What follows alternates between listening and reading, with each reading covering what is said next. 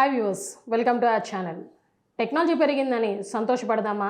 Misuse చేస్తున్న టెక్నాలజీని చూసి బాధపడదామా? తను ప్రేమించిన అధ్యాపకుడు తనను ప్రేమించలేదని అధ్యాపకుడి ఫ్యామిలీ ఫొటోస్ తీసి మార్ఫింగ్ చేసి వెబ్సైట్లో పెట్టి ఒక యువతి మిస్యూజ్ చేసింది. ఈ విషయాలేంటో ఇప్పుడు మనం తెలుసుకుందాం. Hello sir. హలో అండి. టెక్నాలజీ డెవలప్ అయినందుకు చాలామంది చాలా విధాలుగా సంతోషపడుతూ ఉన్నా కొంతమంది దాన్ని ఎంతో భయంకరంగా మిస్యూజ్ చేస్తున్నారు.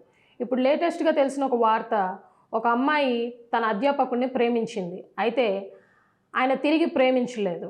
ఆ విషయం తన మనసులో ఉంచుకొని ఆయన ఫ్యామిలీ ఫొటోస్ కలెక్ట్ చేసి మార్ఫింగ్ చేసి వెబ్సైట్లో పెట్టి ఎంతో మిస్యూజ్ చేసిందని ఒక వార్త తెలుస్తూ వచ్చింది.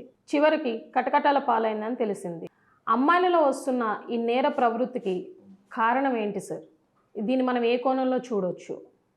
నేను సైతం మేము సైతం అంటూ మహిళా లోకం ముందుకు వస్తుంటే చాలామంది ఆనందపడ్డారు, సహకరించారు. నిజమే కదా, వాళ్ళు కూడా రావాలి కదా, అన్ని రంగాల్లో ముందుండాలి కదా, ఆకాశంలో సగం కాదు పూర్తిగా వాళ్ళే ఉంటే బాగుంటుందేమో. ఎందుకంటే స్త్రీ అంటే ఓ చల్లదనం, మంచి పాజిటివ్ ఎనర్జీ అనేది అందరికి కూడా పాజిటివ్ థింకే ఉంటుంది. ఇదంతా ఒకవైపు అయితే మేము సైతం అంటూ ఇంకొక వర్గం నేరాల్లో కూడా పురుషుల కన్నా అధికంగా మేము ఎందుకు కాకూడదు అనుకుంటున్నారేమో. ఈ రోజుకు ఈ వార్తలు వింటా ఉంటే ఒక్కొక్కసారి గుగురుపాటు వస్తుంది. ఎందుకంటే ఇప్పుడు జరుగుతున్నటువంటి క్రైమ్లలో ఎక్కువ లేడీస్ పాత్రలు కూడా ఉన్నాయి. అసలు క్రైమ్ అయితేనే మగువ అండ్ మనీ, మందు ఇవే ఉంటుంది. జనరల్గా మా క్రైమ్లో ఎలా ఉంటుందంటే, మీ క్రైమ్ జర్నలిస్ట్లో ఉన్నాం కాబట్టి అక్కడ ఏదైనా మర్డర్ జరిగినా, నేరం జరిగినా అయితే మగవ గురించో, మందు గురించో లేదా మనీ గురించో ఉంటుంది. ఈ మూడు తప్పించి ఇంకో క్రైమ్ అనేది సహజంగా ఉండదు. ఏదో క్షణిక విషయంలో ఎక్కడొక్కడ ఏదో జరిగినా కూడా పూర్తిగా ఈ మూడింటి చుట్టే ఆ క్రైమ్ అనేది ఉంటుంది. అయితే ఇప్పుడు అదే మగువ తానే క్రైమ్ అవుతుంది, ఆమె క్రిమినల్ అవుతుంది. ఎందుకంటే తరచూ రోజు ఒక వార్త చూస్తూనే ఉన్నాం. ఇల్లీగల్ కాంట్రాక్ట్ అడ్డం వస్తున్నటువంటి సంతానాన్ని చంపినట్టు విన్నాం.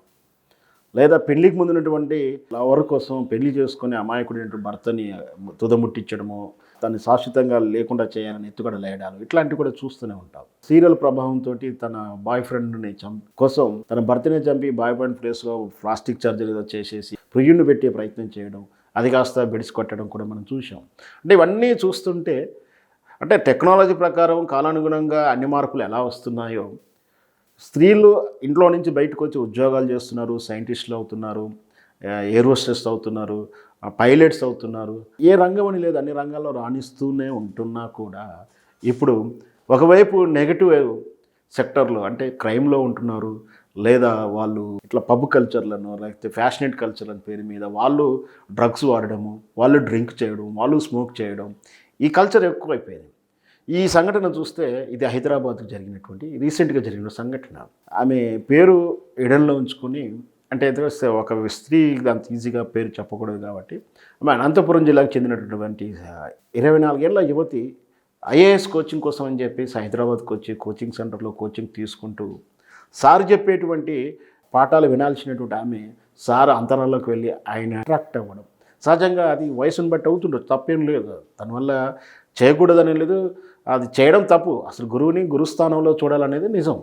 అది సరే, అది అంత డిబేటబుల్ అవసరం కాకుండా తనను ప్రేమించడానికి చెప్పి ఏమైనా ఆశపడడం, తను నాకు పెళ్ళయింది, కుటుంబము, నాకు భార్య పిల్లలు ఉన్నారు అని సున్నితంగా తిరస్కరించినటువంటి ఆ అధ్యాపకుడికి మనం ఒకసారి హ్యాండ్సప్ కూడా చెప్పాలి.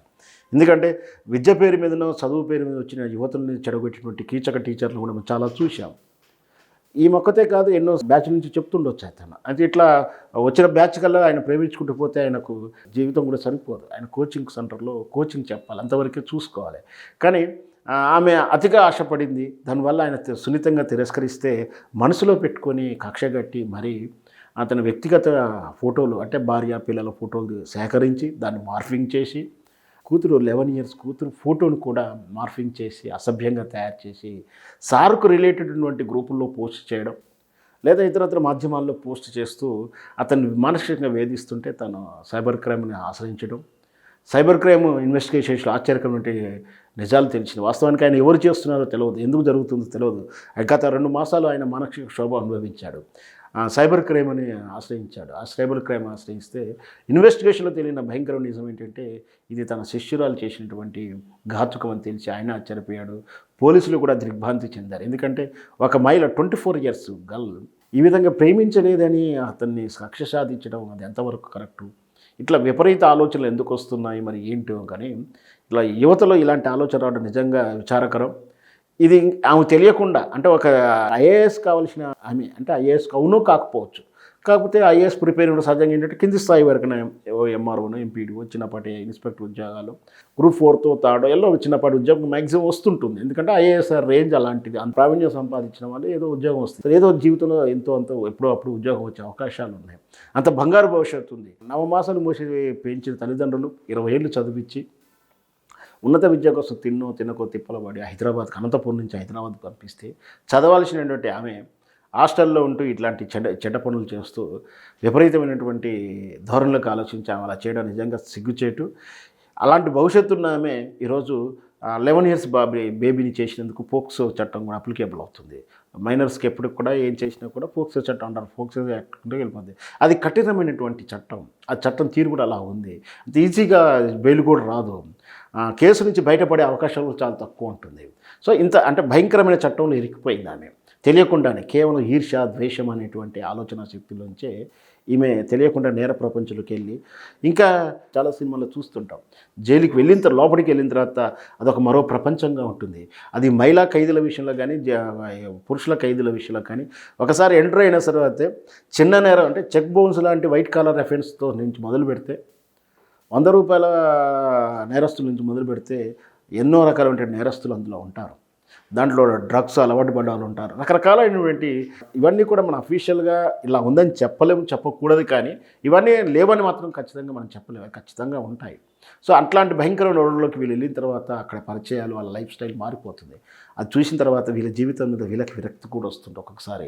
ఎందుకంటే కొన్ని సందర్భాలు జైలుకి వెళ్ళిన వాళ్ళు సున్నితమైన రాగానే సూసైడ్ కూడా చేసుకుంటుంటారు. అంటే లైఫ్ బంగారం లాంటి లైఫ్ నుంచి వీళ్ళు క్షణికమైన ఆవేశాలకు అనాలోచితంగా చేసిన నిర్ణయాల వల్ల భవిష్యత్తు ఎలా మారుతుందో అనే సంఘటన చెప్పాలంటే ఈ అమ్మాయి ఉదాహరణ చెప్పవచ్చు. మొత్తం మీద స్త్రీలలో ఈ మధ్య వస్తున్నట్టు ఈ క్రైమ్ ఆలోచనల నుంచి ముఖ్యంగా తెగింపు పెరుగుతుంది. దానికి ఏంటంటే కమాండర్ సిస్టమ్ అంటే పేరెంట్స్ యొక్క కమాండ్లోకి ఉండట్లేదు వీళ్ళు. హాస్టల్లో పెరగడం కానీ లేదా మాకు అన్నీ తెలుసులే ఉన్నప్పుడు అహంకారం ధోరణి, పేరెంటింగ్ విషయంలో పేరెంట్ కేర్ చేయకపోవడం, లేదా వాళ్ళు బిజీగా ఉండడం, పిల్లల ఆలోచనల శైలిని తెలుసుకోలేకపోవడం, ఇవన్నీ వెరసి ఈ యువతలో ఇలాంటి ఆలోచనలు పెరుగుతున్నాయి. అందున స్త్రీ మనస్తత్వం చాలా లేతగా అంటే ఈజీగా మోల్డ్ అవుతుంది. కోపమైనా ప్రేమైనా ఏదైనా చెప్పినా ఈజీగా మోల్డ్. అలాంటి వాళ్ళకు కొంచెం ఇట్లాంటి విషయాలు కొంచెం హర్ట్ అవుతుంటారు. ఇలాంటి విషయంలో వాళ్ళ కౌన్సిలింగ్ అవసరం, లేదా సమస్యను తల్లిదండ్రులు చెప్పుకోవాల్సిన అవసరాలు ఉంటాయి. తల్లిదండ్రులు చెప్పితే వినే టైం కూడా వాళ్ళు ఉండకపోవచ్చు. తల్లిదండ్రులకు చెప్పాలన్న ఆలోచన కూడా వీళ్ళకి రాకపోవచ్చు. లేదా ఒక స్నేహితుడికి చెప్పాలనో లేకపోతే ఇంకెవరైనా కన్సల్ట్ అవ్వాలనే ఆలోచన కూడా వీళ్ళకి రాదు. ఇట్లా మన వీడియో చూస్తున్నటువంటి ప్రేక్షకులు ఏంటంటే ఇట్లాంటి సమస్య వచ్చినప్పుడు ఫస్ట్ ఆఫ్ ఆల్ మీరు ఎవరికైనా చెప్పుకోవాలి అనేది నా ఉద్దేశం. అంటే ఎవరికి చెప్పుకోవాలంటే మీ వెల్ విషర్స్ ఎవరు ఉన్నారో, మీ డాడీ ఉన్నాడా, మీ పేరెంట్స్ ఉన్నారా, లేదా ఇంకో ఫ్రెండ్ ఉన్నారో, వాళ్ళకి మీ మానసిక స్థితిని మీరు క్రష్గా అంటే మీరు ఏదైతే ఒత్తిడిగా గురవుతున్నారో దాన్ని చెప్తే దానికి పరిష్కారం వస్తుంది. దాని లేదంటే వాళ్ళు గైడ్లైన్ ఇస్తారు. అలా చేయకపోతే ఒంటరిగా తీసుకున్న నిర్ణయాలు ఇలాంటి నేర ప్రపంచంలో నెట్టివేయబడుతుంటారు. ఖచ్చితంగా ఇట్లాంటి వాళ్ళు నిజంగా శిక్షించబడాలి. ఇట్లాంటి వాళ్ళు ఎలాంటి ఆలోచనలు ఖచ్చితంగా కౌన్సిలింగ్ అయితే ఇప్పించాల్సి ఉంటుంది. Thank you sir.